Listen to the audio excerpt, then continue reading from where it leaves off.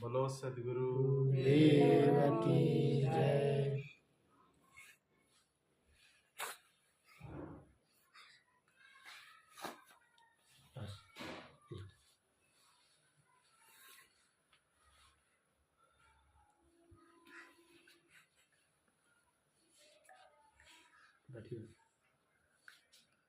प्रभु मेरे जीवन को जीवन बना दो। प्रभु मेरे जीवन को जीवन बना दो। जगत जाल के मन से झगड़े छुड़ा दो। जगत जाल के मन से झगड़े छुड़ा दो। प्रभु मेरे जीवन को जीवन बना दो। प्रभु मेरे जीवन को जीवन बना दो। जगत जाल के मन से झगड़े छुड़ा दो। जगत जाल के मन से झगड़े छुड़ा दो। बहुत पी चुके वासना विष के प्याले। बहुत पी चुके वासना विष के प्याले। सो अब ज्ञान भक्ति का प्याला पिला दो। सो अब ज्ञान भक्ति का प्याला पिला दो।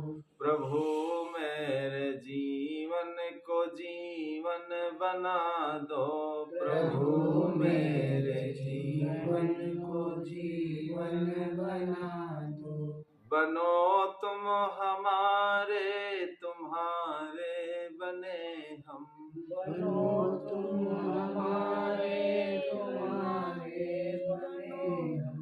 बने जिस तरह ऐसा बानक बना दो। बने जिस तरह ऐसा बालक बना दो। प्रभु मेरे जीवन को जीवन बना दो। प्रभु मेरे जीवन को जीवन बना दो। जगत जाल के मन से झगड़े छुड़ा दो। जगत जाल के मन से झगड़े छुड़ा दो। कहाँ तुमको ढूंढूं, कहाँ तुमको पाऊं। कहाँ तुमको ढूंढूं, कहाँ तुमको पाऊं। कृपा करके अपना पता तो बता दो। कृपा करके अपना पता तो बता दो। प्रभु मेरे जीवन को जीवन बना दो। प्रभु मेरे जीवन को जीवन बना दो।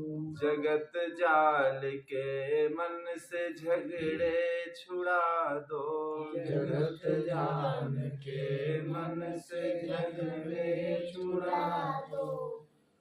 कहीं ढूंढने की नहीं है जरूरत। कहीं ढूंढने की नहीं है जरूरत। कहीं ढूंढने की नहीं है जरूरत। कहीं ढूंढने की नहीं है जरूरत। भकत अपने मन को तू निर्मल बना लो। भगत अपने मन को तू निर्मल बना दो। भकत अपने मन को तू निर्मल बना लो। भगत अपने मन को तू निर्मल बना दो। प्रभु मेरे जीवन को जीवन बना दो। प्रभु मेरे जीवन को जीवन बना दो। जगत जाल के मन से झगड़े छुड़ा दो। जगत जाल के मन से झगड़े छुड़ा दो। सद्गुरुदेव की जय।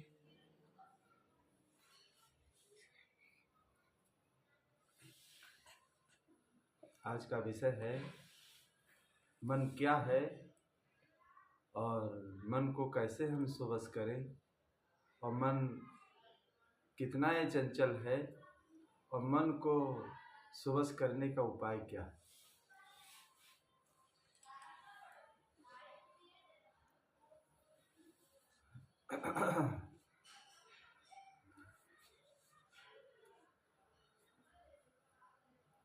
मन का कहा न कीजिए और मन है पक्का दूध, लय भोरे दरियाव में और जाए हाथ से छूट। पहले जब हमारा देश राजतंत्र था तो देखिए राजा और मंत्री दूत रखते थे और वही संदेश देने जाता था कि आज राजा का मंत्री का भाई दूत आया है, ये संदेश आया है और ये करना है तुमको, जो आदेश होता था। तो ऐसे ही हम लोगों का जो मन है दूत बना हुआ है। मन है क्या? जैसे हमारे घर में हम या हमारे रूम में दर्पण लगा होता है और दर्पण को हम देखते हैं, लेकिन दर्पण की जो छाया होती है उस छाया को हम पकड़ करके देखें तो क्या पकड़ने में वो छाया आती है? नहीं आती।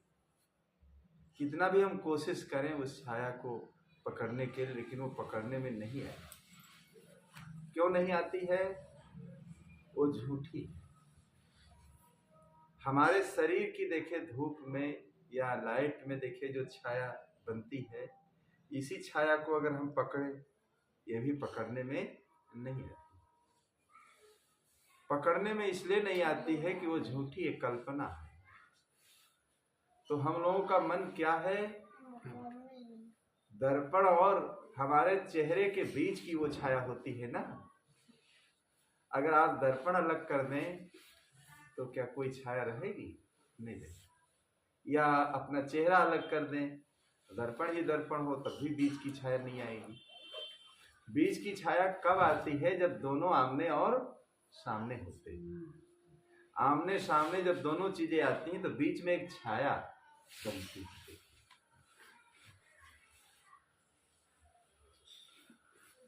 तो वो छाया क्या है? वो छाया देखिए कल्पना मात्र है।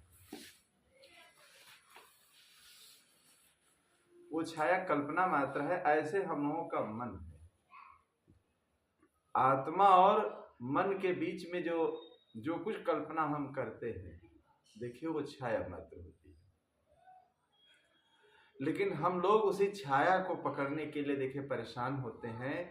कुत्ता जैसे कांच के महल में जाता है तो अपने चेहरे को देख देख करके भूख भूख करके मर जाता है। सिंह देखिए जब अपना चेहरा देखता है, जंगल में एक कुआं थी, उस कुआं में अपने चेहरे को देखा और दहाड़ा बड़े जोर से, तो देखा दूसरा सिंह है इसमें। और जैसे वो दहाड़ा तो जब अंदर उसकी छाया जाती तो वो भी दहाड़ता है अंदर से, तो उसे महसूस होता है कि अगला कोई सो जाती है और दहाड़ता है देख देख करके। लेकिन अब उसी की छाया है, जैसा वो करता है वैसे अंदर से छाया बनती है।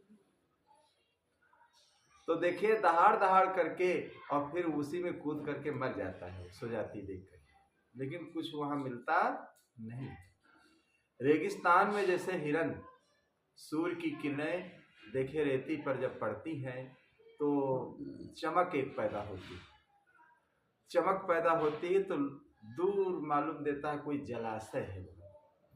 तो हिरन जब देखता है, प्यासा होता है, तो उसे महसूस होता है कि आगे पानी है। दौड़ते दौड़ते जाता है, जब वहां जाता है तो बालू की रेती मिलती, पानी नहीं मिलता। और आगे फिर देखता है, फिर पानी, फिर पानी, फिर पानी।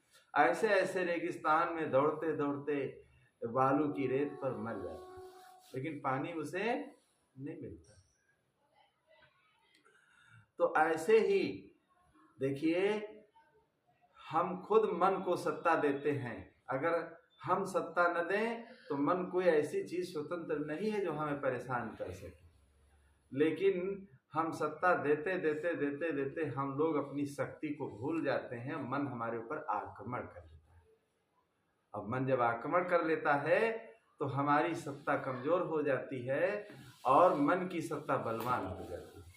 हमें जिधर ले जाना है उधर देखिए मन ले जा करके हमें पटक देता है, वही काम हमसे करवा लेता है। बहुत लोग कहते हैं महाराज क्या करें, हमारा मन नहीं मानता, हमारा मन ऐसा कहता है, हमारा मन वहाँ हमें पहुँचा देता है, हमारा मन जो है हमारे बस में नहीं आता। कल जैसे मैंने सुनाया था, बिना सिर पैर का दुश्मन।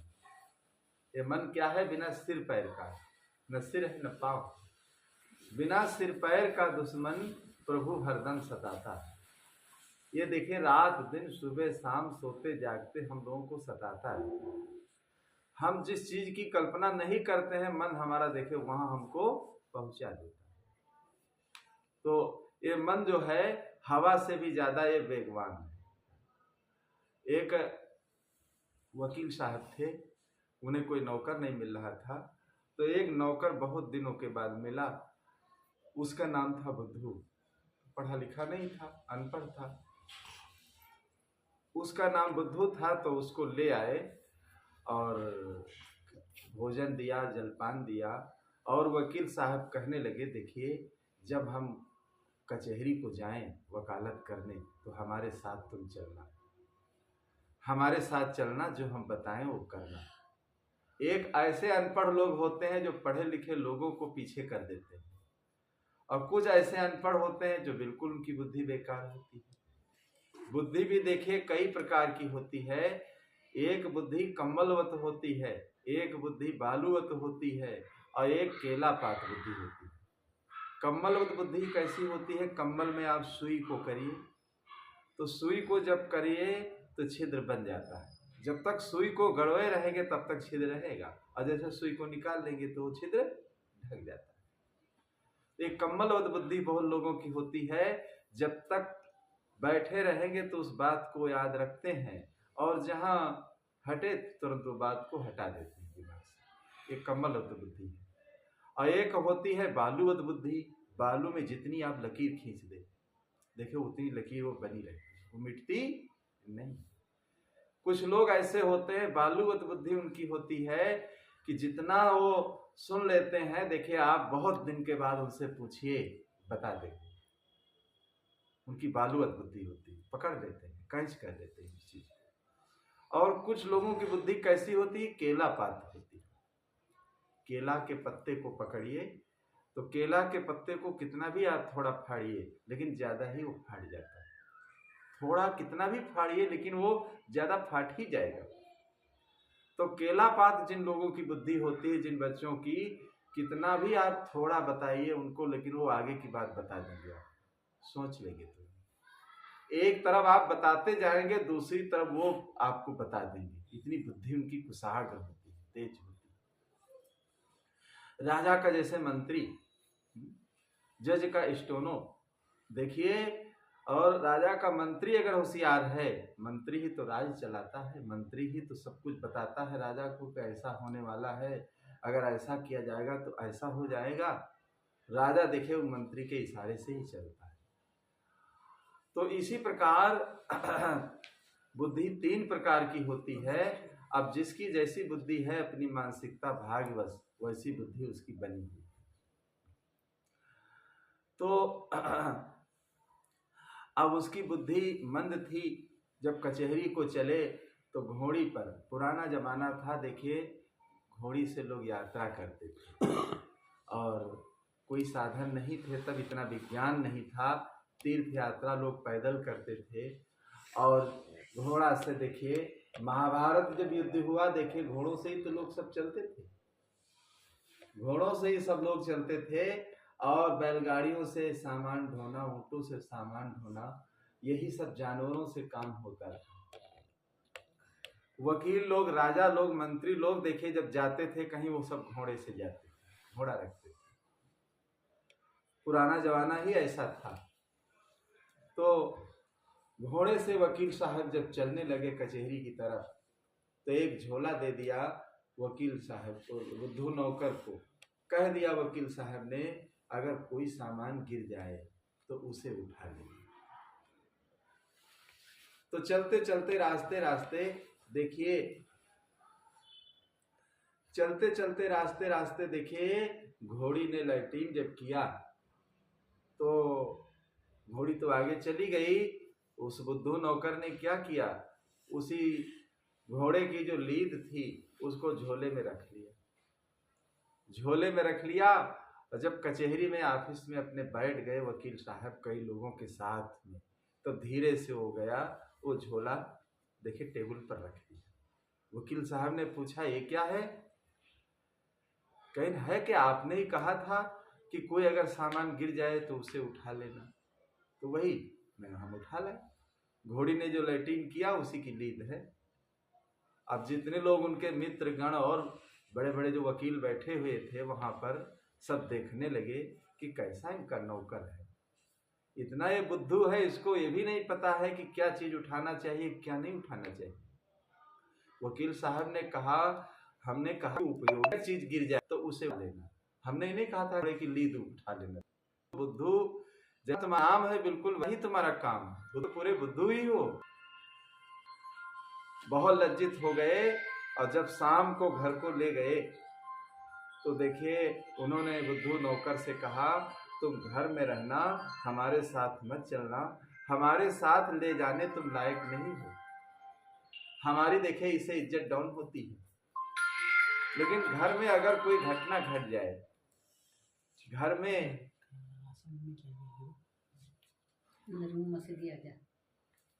घर में अगर कोई घटना घट जाए तो बताना आकर के। तो घर में रख दिया, घर की व्यवस्था देखना, बैठना देखना यहाँ। तो घर में देखिए कुछ दिनों के बाद वकील साहब की एक लड़की का जन्म हुआ। तो लोगों ने कहा जाओ कचहरी में बताओ, वकील साहब से बताओ जाकर। तो वो बुद्धू नौकर गया, जैसे कचहरी के गेट पर गया तो जोर जोर चिल्ला चिल्ला कर कहने लगा कि वकील साहब तुम्हारे लड़की का जन्म हुआ। वो पुराना जमाना था, आज का जमाना नहीं। पुराना जमाना ऐसा था, पुराने लोग जानते हैं क्या हमारे देश की सभ्यता थी, क्या संस्कृति थी। देखिए लोगों से ये अगर पूछा जाता है तुम्हारे कितने बच्चे हैं, तो लोग ये नहीं बताना पसंद करते थे कि हमारे इतने बच्चे हैं, शर्माते थे लोग। ससुराल की डगर बच्चे नहीं जानते थे। बूढ़े बुजुर्ग लोग देखिए ससुराल जाते थे और वही बहू को लेकर आते थे, पैदल पैदल जाते थे, पैदल लेकर आते थे। इतनी बढ़िया सभ्यता थी हमारे देश की। और माता पिता ही देखिए बच्चों की शादी करते थे। आजकल की जो ये परंपराएं हैं देखिए कितनी बिगड़ गई हैं, और जोश खरोश में देखिए आजकल के बच्चे नवयुवक लोग शादी करते हैं। शादी करने के बाद देखिए कितने भयंकर विपदाएं उसमें पैदा होती हैं, मुसीबतें पैदा होती हैं। दोनों एक दूसरे को देख करके फिर करते हैं शादी, फिर भी देखिए झंझट पैदा हो जाता है। और वो जमाना था लड़की के माता पिता लड़के के माता पिता वो दोनों ही मिल करके बच्चे की शादी कर देते थे। अब लड़की को भी नहीं पता चलता था मेरी शादी कहाँ हो रही है, और लड़के को नहीं पता रहता था कि कहाँ शादी हो रही है, वो लड़की कैसी है, कहाँ है, कैसी है, ऊंची है कि नीची है, काली है कि क्या, कुछ नहीं पता होता था। अब देखिए वो लड़की जीवन भर बढ़िया घर में रहती थी, सेवा करती थी और आराम से अपनी जिंदगी गुजारती थी। अब आजकल की रवाज देखिए इतनी गलत हो गई है हमारे देश की कि किसी के चेहरे को देख करके क्या आप बता सकते हैं कि इसके गुण हैं, कैसे गुण हैं। आज हम लोगों की दृष्टि चर्म दृष्टि हो गई है। हम लोग केवल चमड़ी को देखते हैं, चमड़ी को देखते हैं। एक नवयुवक ऐसे ही चमड़ी को देख करके शादी अपनी कर लिया लोलुपता में, और शादी करके जब वो आई बहू बनकर लड़की, केवल चेहरा ही चेहरा उसका था, लेकिन वो करना कुछ नहीं जानती, एक गिलास पानी भी देना नहीं जानती थी, न सेवा न भाव कुछ उसके अंदर नहीं था। केवल उसका चेहरा देख लो बस। केवल चेहरे से काम चलने वाला नहीं है भाई, कोई गुण भी होना चाहिए उसके अंदर। कोई व्यक्ति है उसका चेहरा ही बहुत सुंदर है तो चेहरे से सारे काम होने वाले नहीं है। उसके गुण, अगर गुण उसमें महान है, गुण उसके अच्छे हैं, चेहरा चाहे उसका थोड़ा कुरूप ही हो। अष्टावक्र देखिए 8 अंग के टेढ़े थे। राजा जनक ने जब सभा लगाई तो उस सभा में देखिए राजा जनक गुरु करना चाहते थे, और ऐसी सभा उन्होंने लगाई अपने राज्य में, राज दरबार में, कि देखिए हम गुरु करना चाहते हैं, लेकिन हम परीक्षा करेंगे कि कौन व्यक्ति कैसा है, तब तो हम गुरु करेंगे। तो न मालूम कितने बड़े बड़े प्रकांड विद्वान और सब अपनी अपनी राजगद्दी लगा करके राजा जनक की सभा में सब बैठे हुए थे राजा जनक के गुरु बनने के लिए। तो इतने में जो अष्टावक्र जी थे वो 8 अंग के टेढ़े थे अष्टावक्र, और कुरूप भी थे। अष्टावक्र गीता पढ़ा होगा आपने। तो 8 अंग के टेढ़े थे, जहाँ गेट बना हुआ था। जैसे अष्टावक्र राज दरबार पर आए, एक नगाड़ा रखा हुआ था, एक चोभ रखी हुई थी कि जो जितना विद्वान हो, जितनी भाषाओं का ज्ञाता हो, वो चोभ उठा करके मार दे उसको। तो जब अष्टावक्र आए जैसे गेट पर, तो देखिए जैसे उसको उठाया, डमडम डमडम पीटते ही कई देर तक, जब बहुत देर तक पीटते रहे, तो जितने अंदर विद्वान बैठे हुए थे सब कांप गए। सब कांप गए कि कितना बड़ा विद्वान आ रहा है। देखिए अब हम सब लोग हार जाएंगे। बताओ, इतना बड़ा विद्वान जो आधा घंटा तक नगाड़ा बजाता रहा है, इसका मतलब दुनिया में कोई भाषा इससे नहीं बची। सारी भाषाओं का ज्ञाता है। राहुल संक्रांत देखिए 33 भाषाओं के ज्ञाता। तो इतनी भाषाएं हैं कि जीवन व्यक्ति का चला जाता है, फिर भी कुछ भाषाएं देखे सीखने को रह जाती। इतने गुण हैं कि हम सीखते सीखते हमारी जिंदगी चली जाती है, मनुष्य के जीवन का अंत हो जाता है, लेकिन हम पूरी बात सीख जीवन में नहीं पाते। जैसे ही अंदर गए अष्टावक्र जी, 8 अंग के टेढ़े थे, कुरूप थे। जैसे सभी पंडितों ने देखा तो सब हंस पड़े खिलखिला करके, उनको देख करके, उनके चेहरे को देख करके। जब हंस पड़े तो अष्टावक्र जी भी हंसने लगे। तो अष्टावक्र को हंसते देख करके उन लोगों ने पूछा कि आप क्यों हंसे? तो अष्टावक्र जी ने कहा, पहले आप बताइए कि आप क्यों हंसे। लेकिन हमारे हंसने का कारण ये है कि तुम राजा जनक के गुरु बनने आए हो। 8 अंग के टेढ़े, इतने कुरूप, बिल्कुल पागल बने हो, और इतने पागल हो कि देखिए नगाड़ा ही 1 घंटा पीटते रहे, तुम राजा जनक के गुरु बनोगे। तुम्हारे पागलपन पर हम सबको हंसी आ गई। तो अष्टावक्र देखिए क्या कहने लगे। देखिए तुम लोगों की बुद्धि कैसी है, चर्म दृष्टि। तुम लोग चमड़ी को देखते हो, हमारे शरीर को केवल देखते हो कि कुरूप है, टेढ़ा है, मेढ़ा है। किसी के शरीर को देखकर देखिए इसका आंकलन नहीं किया जा सकता है कि इसके पास ज्ञान कितना है, इसके पास कितनी बुद्धि है, कितनी ताकत है, और कितने गुण इसके अंदर भरे हुए हैं। नदी टेढ़ी होती है लेकिन जल उसका टेढ़ा नहीं होता है। गन्ना टेढ़ा होता है लेकिन गन्ने का रस जो उसमें होता है वो टेढ़ा नहीं होता है। ऐसे ही आदमी कितना भी टेढ़ा मेढ़ा हो, किसी भी जात में उसका जन्म, जात भी सब यही बनाई जाती है, तो जन्म हो जाए, लेकिन उससे कोई उसको नीचा अगर मानता हो तो नीचा नहीं होता है। आप भ्रम में हैं, आपकी चर्म दृष्टि है, आप लोग वेद शास्त्रों को पढ़े हैं लेकिन आपको सही ज्ञान नहीं हुआ। तो आपस में साथ होने लगा देखिए अष्टावक्र जी से। तो बंधुओं, शरीर को देखकर हम नहीं बता सकते हैं कि कितना ज्ञान इस व्यक्ति के अंदर है और कितने गुण इसके जीवन में छिपे हुए हैं। उसके साथ रहने से, उस व्यक्ति का साथ करने से, बसने से कहते हैं पता लगता है कि ये व्यक्ति कैसा है। इसीलिए तो कोई चीज को हाव भाव में फंस करके नहीं करना चाहिए। तुरंत किसी चीज का फैसला नहीं लेना चाहिए। देखिए तुरंत जो हाव भाव में पढ़ करके फैसला ले लेते हैं, फिर आगे उसका परिणाम जो है भयंकर हो जाता है। तो इसी प्रकार देखिए जो बुद्धू नौकर था, तो बुद्धू नौकर को बता दिया उन्होंने कि आगे अगर आप आना, कोई घटना अगर घट जाए घर में तो सूचना देना आकर। अब देखिए वो बुद्धू था, उसे पता ही नहीं था कोई चीज धीरे से कही जाती है, कोई चीज तेज से कहना पड़ता है। अभी कोई घटना अगर घट जाए कोई ऐसी, तो तेज से कहना पड़ेगा, घर के लोग सब जग जाए तुरंत। और कोई ऐसी चीज है वो धीरे से कही जाती है कि सब लोग, कोई मेहमान आया है न जान पाए। अगर कोई सामान की कमी है वो तुरंत आ जाए, लेकिन मेहमान न जान पाए कि ये चीज नहीं हमारे सामने आई है। लेकिन जैसे वो कचहरी को गया, देखे चिल्ला चिल्ला कर कहने लगा, वकील साहब तुम्हारे लड़की का जन्म हुआ। वकील साहब बेचारे बहुत लज्जित हो गए। आज का जमाना होता तो बच्चे लज्जित नहीं होते, वो पुराना जमाना था। लोग ये नहीं बताना चाहते थे कि हमारे इतने बच्चे हैं, इतने हमारे संतानें हैं।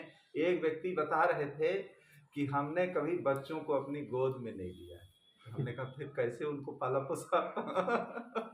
कहीं हमको इतना शर्म लगती थी, हमने बच्चों को गोद में नहीं लिया कभी, तो फिर कैसे बड़े हो गए? कहने बड़े हो गए धीरे धीरे सब। फिर हमने कहा भोजन कहीं हम कभी जूठा नहीं खाए, बच्चों को नहीं खिलाए। कहीं देखिए हम न जूठा किसी को खिलाते हैं और न हम जूठा खाएं। तो देखिए हम पुराने जमाने में हमारी भारतीय जो संस्कृति थी इतना पवित्र थी, इतना निर्मल थी। लोग देखिए सब चरित्रवान होते थे, चरित्र लोगों का महान होता था।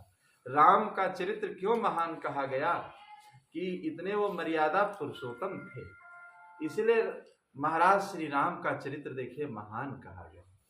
देखिए 12 बरस तक वो वनवास में रहे सीता के साथ में, 12 बरस तक वनवास में रहे, लेकिन किसी संतान की उत्पत्ति वहां नहीं हुई। आजकल का कोई विज्ञान भी तब नहीं था, जो आजकल का सब विज्ञान चला हुआ है वो कुछ नहीं था।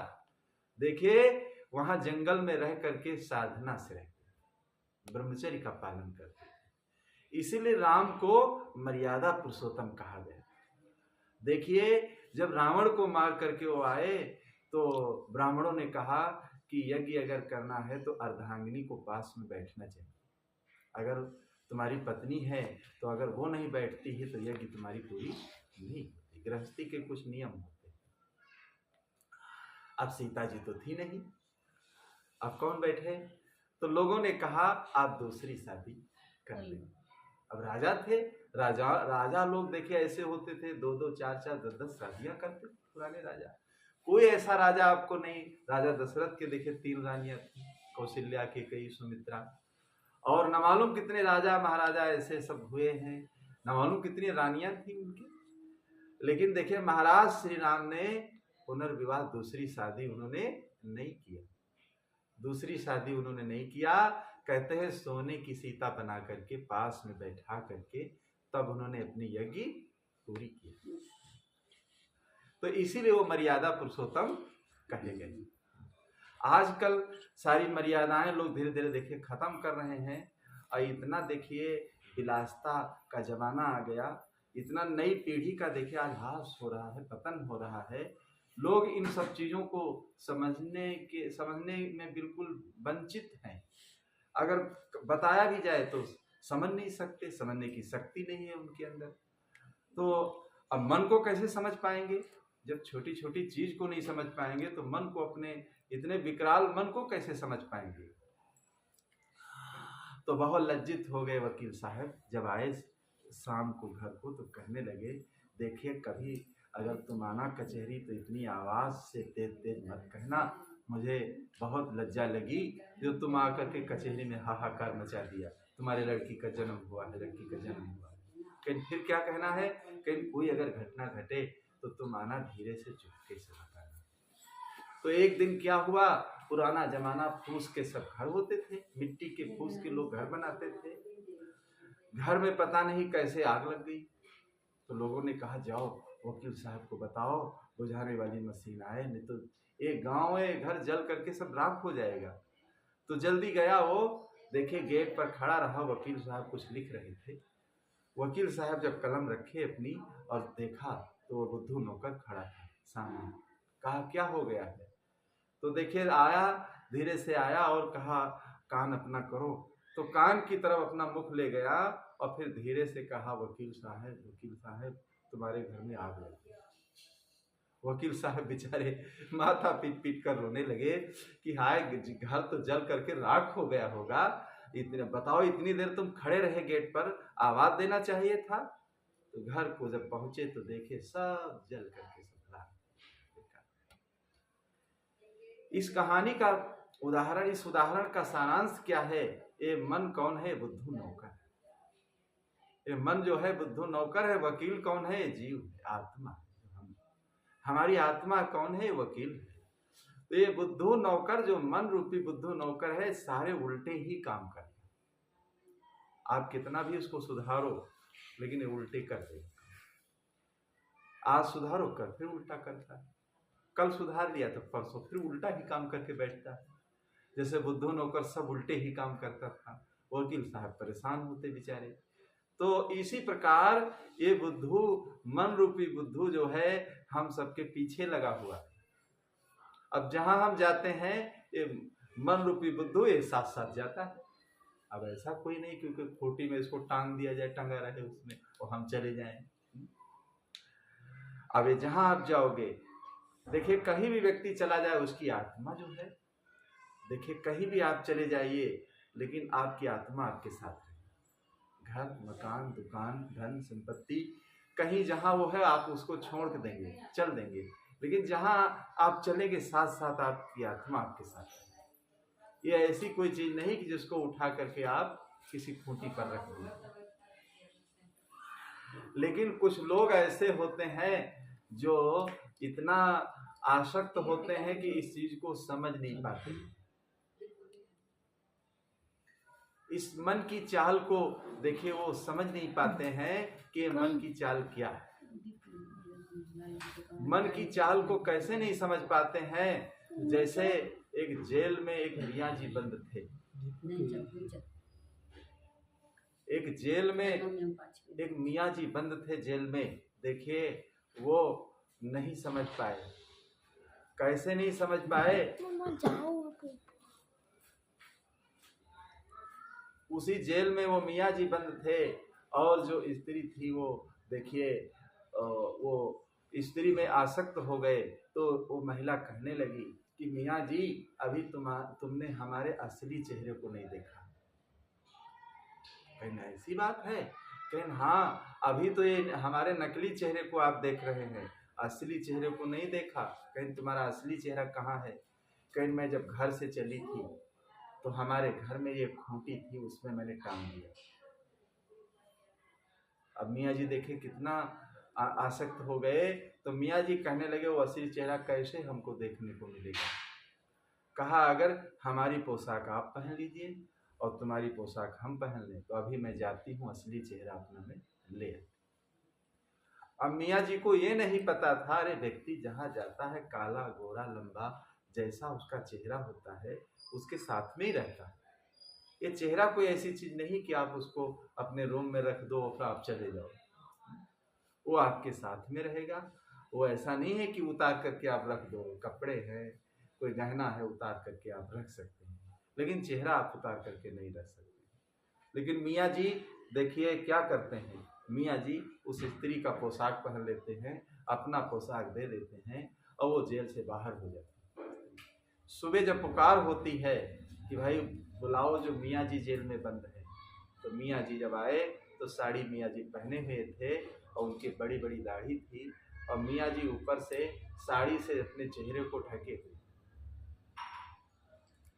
जब आए और पूछा गया, भाई सारी बातें पूछी गई, क्यों आप बंद हुए, क्या अपराध किया, लेकिन अब सही सही बात बता नहीं पा रहे थे।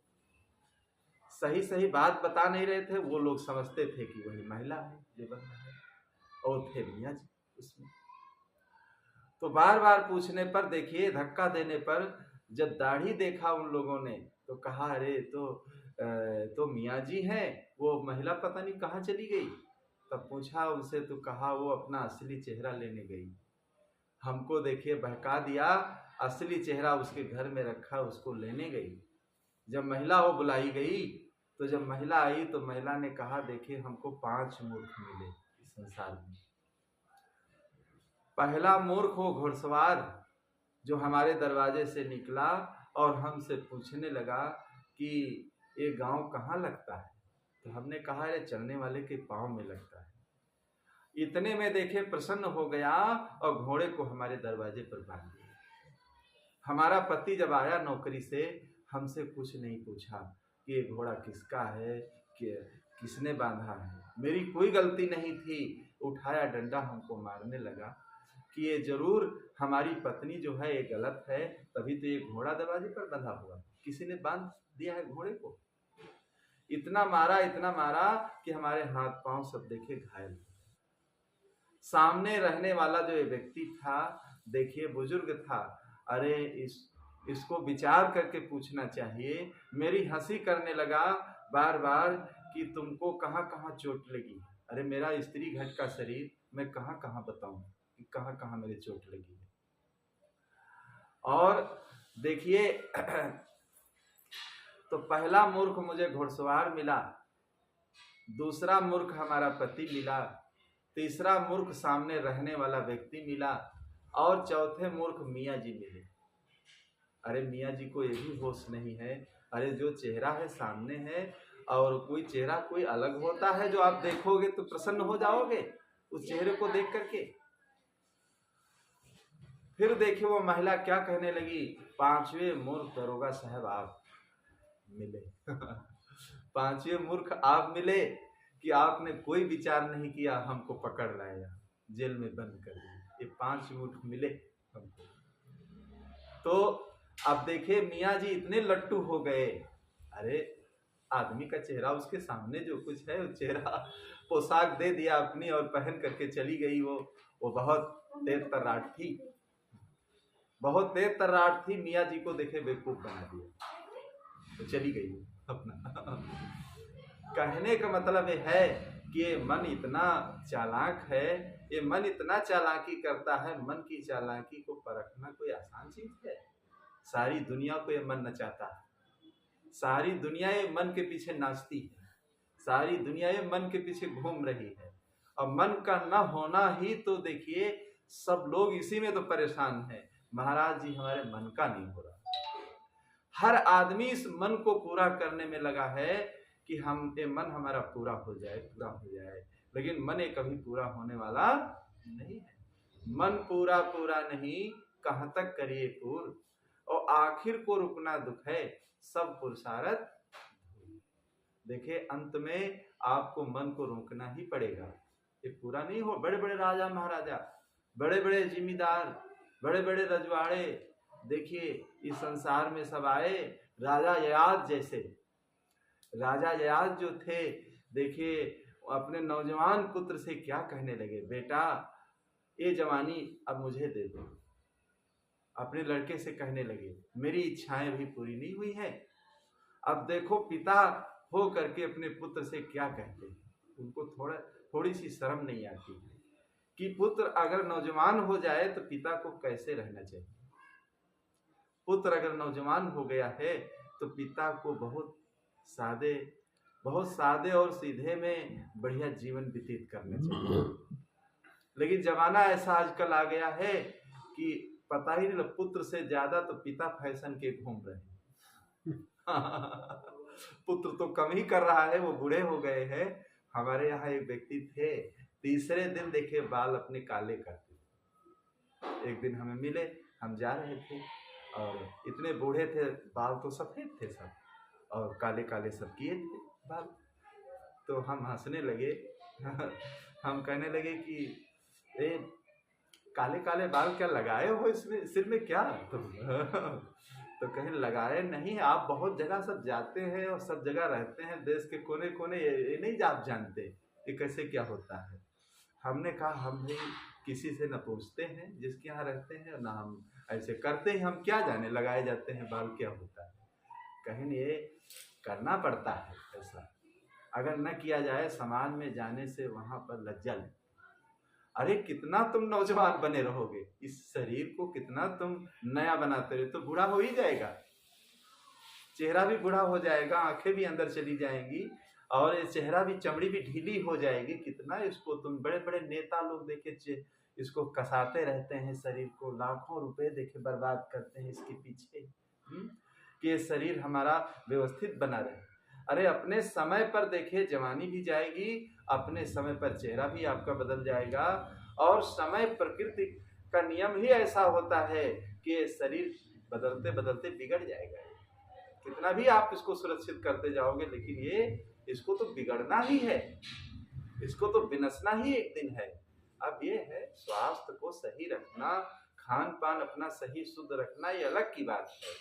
लेकिन केवल शरीर को केवल सजाने के लिए ही लाखों रुपए बर्बाद कर देना, ये कहाँ की बुद्धिमानी। हमने कहा कब तक तुम ऐसा करके नौजवान बने रहोगे। चेहरे को तुम्हारे जब लोग देखेंगे तो यही कहेंगे कोई बूढ़ा व्यक्ति। ये बालों को देखकर नौजवान तुमको नहीं कहेगा कोई, कितना तुम ये बनते जाओ ऐसे, कोई कहने वाला नहीं। तो आदमी का मन इतना विलासी हो गया है कि कहा ही नहीं जा सकता है। इतना उसका मन विलासी है कि वो भागता है चारों तरफ, और भागते भागते देखिए उसको मंजिल ही नहीं मिलती है, बुद्धू नौकर जैसे। तो देखिए ये मन हमारा बुद्धू नौकर बना हुआ है और हमको बार बार ये हर चीज के लिए परेशान करता है, हर चीज के लिए परेशान करता है। और परेशानी झेलते झेलते फिर देखिए जिंदगी चली जाती है ऐसे। तो इस मन को हम सुबह कैसे करें? हमने पहले बताया कि मन है क्या। दर्पण का उदाहरण देकर के मैंने बताया कि कल्पना मात्र, कोई ऐसी वस्तु नहीं है कि आप इसको वश में नहीं कर सकते। अब दूसरी बात क्या है, इस मन को कैसे हम वश में करें। एक जंगल में एक कुआं था, उस कुएं में एक मेढक का परिवार रहता था, बहुत बड़ा था, और उसी में एक सर्प भी रहता था। जंगलों में न मालूम कितने जंगली जानवर सब रहते हैं। तो मेढक का आहार ही है मांस। एक एक मेढक को खा लेता था, जब भूख लगती खा लेता। तो खाते खाते पूरे परिवार को समाप्त कर दिया। सबसे पुराना जो उस मेढक था वो बचा केवल। तो पुराना सबसे जो मेढक था, देखिए वो सोचने लगा, बुद्धिमान, उसने सोचा कल हमारी बारी है भाई, कल ही जैसे कोई घटना घटने वाली है तो आज से ही सोच लो, सोच करके फिर निकल जाओ अपना, तब तो बच जाओगे। और जब कल आ जाएगी आपदा, घटना ही घट जाएगी, तब कल क्या कर पाओगे? कल कुछ नहीं कर पाओगे। पहले से ही अपनी कहते हैं गठरी और सामान को बांधो। कहीं आना जाना होता है व्यक्ति, देखिए एक सप्ताह पहले ही सामान रखने लगता है और कि तैयारी करो अपनी। तो वो मेढक कहने लगा सर्प से, पूरे परिवार से आप देखिए आपका गुजारा चलता रहा, और कल आप हमको खा लेंगे, लेकिन परसों क्या खाएंगे? आप ये जानते हैं परसों आप क्या खाएंगे? तो मेढक समझने लगा कि हमारा हित चिंतक है। कुछ लोग ऐसे होते हैं ठग रूप में कि वो पहले आपके हित चिंतक बनेंगे, फिर आपको ठगेंगे। कुछ ऐसे छड़िया लोग होते हैं बाहर, जो लोग जाते हैं देखिए आओ आओ बैठो, हाव भाव करते हैं, फिर हाव भाव करने के बाद देखिए फिर ठग लेते हैं। पहले तो प्रेम दिखाते हैं। तो ऐसे ही देखिए उसने कहा कि आज कल हमको खाओगे, फिर परसों आप क्या खाओगे? तुम्हें पता है अब तो परिवार सब चला गया मेरा। तो सर्प ने समझा ये बहुत ही ऐसी है, कहा अरे आप बताइए क्या होगा? कहीं जितना बड़ा परिवार मेरा इस कुएं में रहता था, उससे बड़ा परिवार बाहर जो तालाब है उसमें रहता। तो इस कुएं से हमको बाहर आप कर दीजिए, हम परिवार को बुला लाते हैं, और फिर आपकी जिंदगी चली जाएगी खाते रहना, बहुत लंबा परिवार। तो देखिए युक्ति के द्वारा उसमें ग्वाह रहती थी, उसी कुएं में चोर लोग रखते थे, लंबी एक होती है, उसको फेंक देते थे छत पर, फिर चढ़ जाते थे। उसको कहते हैं फेंकने से जहाँ वो पकड़ लेती थी, फिर वो इतने देखिए मनुष्य का 80-90 किलो का वजन होता है, और चढ़ जाते थे, वो छोड़ती नहीं, इतना जकड़ देती थी, चोर लोग रहते थे। तो उससे कहा कि इस मेढक को आप निकाल दीजिए। तो अपने पीठ पर बैठाकर कुएं से बाहर कर दिया, और बाहर जो तालाब था मेढक चला गया, आराम से बढ़िया किलोले करने लगा अपने परिवार को पा करके। पूरा दिन हो गया जब नहीं आया और उसके भूख लगी सर्प की। तो सर्प कहने लगा, अरे आइए, हमें भूख लगी है और तुम्हें क्या भूल गए? कुएं से मैंने बाहर किया और फिर शाम हो गई, अभी तक नहीं आए। तो देखिए मेढक वहां से क्या कहने लगा। कोई युक्ति से जब व्यक्ति निकल जाता है, देखिए कोई फंदे से व्यक्ति निकल गया, कहीं फंस गया है, तो देखिए फिर वो उस फंदे में नहीं जाता। लेकिन कुछ लोग ऐसे होते हैं, अगर कोई फंदे में फंस गए फिर निकल जाते हैं, लेकिन फिर भी उनको होश नहीं रहता, फिर उसी फंदे में फंस जाते हैं। किसी जगह आप गए हैं, अगर कोई ठोकर लग गई है और कभी उस रास्ते से अगर निकलना, तो ठोकर की याद रखना कि यहाँ हम गिर गए थे, सावधान अगर हम नहीं रहेंगे तो फिर गिर जाएंगे। किसी व्यक्ति ने अगर छल किया है, कहते हैं मिलना जुलना, लेकिन उससे सावधान रहें कि वही व्यक्ति। तो देखे मेढक क्या कहने लगा वहां से कि जो एक बार ठगावे सो 52 वीर कहावे, जो एक बार ठगावे सो 52 वीर कहावे, जो बारंबार ठगावे सो गप्पू नाथ कहावे। एक दोहा कहा उसने, और दोहा बहुत अच्छा था कि जो एक बार ठगावे, जैसे आप हमको नहीं जानते हैं, हमने आपको ठग लिया, चलो पहली बार कोई बात नहीं, हम आपको नहीं जानते थे, आप हमको नहीं जानते थे, लेकिन जब आप जान गए हमको और फिर भी बार बार आप ठगा रहे हैं, तो ये तो आपका पागलपन है, ये कोई बुद्धिमानी नहीं है। तो मेढक कहने लगा, हम आपको अभी तक जानते नहीं थे, तो पूरे परिवार को आप तुमने नष्ट कर दिया। अब पता नहीं युक्ति से कुएं से हम बाहर हो गए, अब फिर तुम बुलाते हो कि आओ आओ, अब हम आने वाले नहीं। जो एक बार ठगावे सो 52 वीर कहावे, जो 52 बार ठगावे, जो बारंबार ठगा रहा है वो कौन है? वो गप्पू नाथ। वो मनुष्य नहीं है, वो बेकार है बुद्धि का। लेकिन कुछ लोग ऐसे होते हैं, बार बार देखिए दुख पाते हैं उसी चीज को, फिर भी खाते रहते, बार बार उनको कष्ट मिल रहा है, कष्ट मिल रहा है, फिर भी वही खाते जाएंगे। हाँ, और जिस चीज से, जिस व्यक्ति से परेशान है, पीड़ित है जिस कर्म से, लेकिन उस कर्म को छोड़ना वो पसंद नहीं करते, बार बार वही करते जाएंगे, बार बार करते जाएंगे, कष्ट भी पा रहे हैं, भोग भी भोग रहे हैं। तो देखिए वो मेढक नहीं गया दोबारा। कहने का मतलब ये है कि भाई जिस हमारे मन ने जहां हमको फंसा दिया, तो अब दोबारा हम मन का कहा नहीं करेंगे कि हमको फिर फंसा दे वहां। तो यहाँ बताया गया कि मन जो फंसाता है व्यक्ति को, ले जा करके भवजाल में डाल देता है, उससे कैसे हम बचें। अब तीसरे उदाहरण से हम आपको ये बताना चाहेंगे कि हम मन को सुबस कैसे करें। मन को आप सुबस कैसे करें? लोग कहते हैं मन ये सुबस होने वाला नहीं है, मन है कहाँ कब्जे में आने वाला है महाराज जी, तो बहुत खतरनाक है, बहुत विकराल है। तो मन को कैसे सुबस किया जाए? एक सेठ जी थे,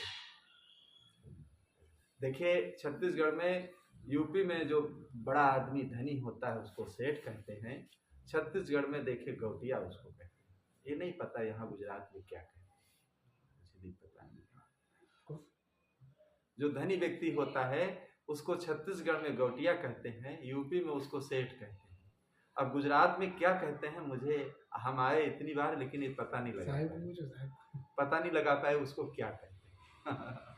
तो देखिए जो सेठ जी थे, जो गौटिया जी थे, उनको कोई नौकर नहीं मिल रहा था। एक नौकर मिल गया एक दिन, तो नौकर ने कहा अगर आप काम नहीं बता पाएंगे तो हम आपको ही खत्म कर देंगे। तो सेठ जी ने कहा हमारे पास तो इतने लंबे कारोबार हैं, तुम मर जाओगे काम करते करते, कहाँ कर पाओगे। चलो ले आए इसी संकल्प को लेकर के। अब जो काम बताए तुरंत वो कर लाता, जो काम बताए, जाओ खेती का काम करो या व्यापार का काम करो, फैक्ट्री का काम करो, ये झाड़ू लगाओ, ऐसा करो, सब तुरंत कर लाता, इतना तेज तर्रार था। अब सारे काम जब कर चुका, कोई काम ही नहीं रह गया, तो सेठ जी समझे अब तो हमें मारेगा। तो सेठ जी भगे, पीछे पीछे देखे वो भगा उनको मारने के लिए। रास्ते में एक महात्मा जी एक पेड़ के नीचे बैठे हुए थे, महात्मा जी सेठ जी के यहाँ पहले से आते जाते थे। तो महात्मा जी ने कहा, अरे सेठ जी इतनी तेजी से भागते आप क्यों जा रहे हैं, क्या आपत्ति आ गया, आओ आओ रुको रुको बैठो।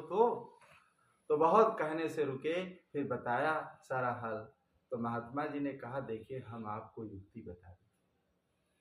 महात्माओं के पास अनेक युक्तियां होती हैं, क्योंकि वो देश के कोने कोने घूमते हैं, सब तरह के व्यक्ति मिलते हैं। देखिए एक दिन अभी बाबू भाई के यहाँ हम लोग थे तो दतूने तोड़ने लगे नीम के पेड़, और वो बाहर पड़ा है, बड़ा प्लाट पड़ा हुआ है और जंगल जैसा है सब। तो एक व्यक्ति निकला अंदर से, तो देखिए वो लड़ने लगा तो साहब भी कुछ नहीं बोले, हम भी नहीं बोले, गुजराती भाषा में पूछने लगे क्या कह रहा था, गाली दे रहा था क्या? तो कहीं नहीं, लेकिन अगर बोलते तो लड़ता एक केवल दतून तोड़ने से लड़ने लगा करके। तो देखिए संत लोग हर तरह के व्यक्तियों में गुजरते हैं, तो उनको हर युक्तियां मालूम होती हैं। तो उन्होंने बताया कि जाओ 20 हाथ का एक बांस काट करके दरवाजे पर उसको गाड़ दो, और जब काम हो तो ये काम नौकर करे, और जब कोई काम न हो तो इस नौकर से कह देना इस पर चढ़े और उतरे, चढ़े और उतरे, चढ़े और उतरे। तब तक नौकर आ गया पीछे से, कहा चलो चलो अभी बहुत काम बाकी, जाओ एक बांस काट लो। गया काट लिया, कहा गाड़ दो, गाड़ दिया। कहा जितना काम हमारे पास है सारा काम करो, और जब कोई काम न रह जाए तो इस पर चढ़ो उतरो, चढ़ो उतरो, चढ़ो उतरो, चढ़ो उतरो, तुमको यही करना है। तो 10-5 बार चढ़ा उतरा, थक गया, परेशान, चढ़ने बैठ गया बेचारा लाचार। इस उदाहरण का मतलब यह है, मन को अपने खाली मत रखो। मन को अगर खाली रखोगे, खाली मन शैतान का घर होता है। मन को देखे कोई न कोई अच्छे काम में जब लगाते रहोगे तो ये मन अनर्गल चीजों को नहीं सोच पाएगा। मन देखिए आपको गंदी जगह नहीं ले जा पाएगा, क्योंकि जो लोग खाली रखते हैं, फ्री रखते हैं, तो मन उड़ता है। मन के ऊपर आप सवारी करिए, मन आपके ऊपर अगर सवार हो गया तब तो ये तुमको पता नहीं कहाँ कहाँ उड़ाता लेके चला जाए। तो मन के ऊपर हम लोग सवारी कर ले, तो मन के ऊपर जब हम, जैसे घोड़ा के ऊपर व्यक्ति बैठ जाता है लगाम पकड़ के, और जिधर लगाम ले जाता उधर ही जाता, तो इसी प्रकार मन के ऊपर हम सवारी जब करने लगेंगे तो देखिए मन हमसे कोई गलत काम नहीं करवा पाएगा। तो मन के विषय में हमने देखिए 3 उदाहरण दिए, और कि मन क्या है, मन को सुबह कैसे करें, और मन हमारे साथ कैसे धोखाबाजी करता है, सारी युक्तियां अनेक उदाहरण दे करके देखिए सत्संग में समझाया गया कि मन के विषय में हम कैसे अध्ययन करें, कैसे सुबह करें, कैसे इससे बचें, और मन कहाँ कहाँ ले जा करके हमको भटक देता है, क्या क्या करवा देता है। ऐसे मन की उसकी आदत ही है, किसी व्यक्ति की जैसे कोई आदत है तो आदत से वो मजबूर हो जाता है। तो इसी प्रकार ये मन जो है ये हर व्यक्ति को परेशान करता है। हमारे मन हमसे काहे प्रतिकूल, हमारे मन हमसे काहे प्रतिकूल। सदगुरु विशाल साहब कहते हैं, देखिए अपने मन से वो कहते हैं कि हमारे मन हमसे काहे प्रतिकूल, हे मन हमसे तो प्रतिकूल काम सारे क्यों कराते, हमारे मन हमसे काहे प्रतिकूल, हम ही तुमको धारण कीने मान गाफली भूल, सुखहित से के राखे तुम देते नित्य सुख।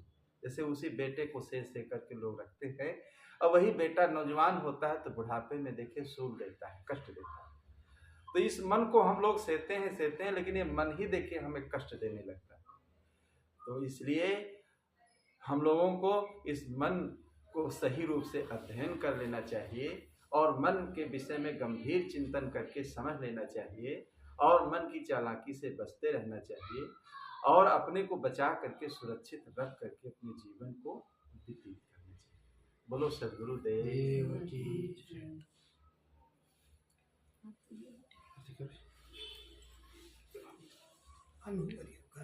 पत्थर है जाए ना जी तो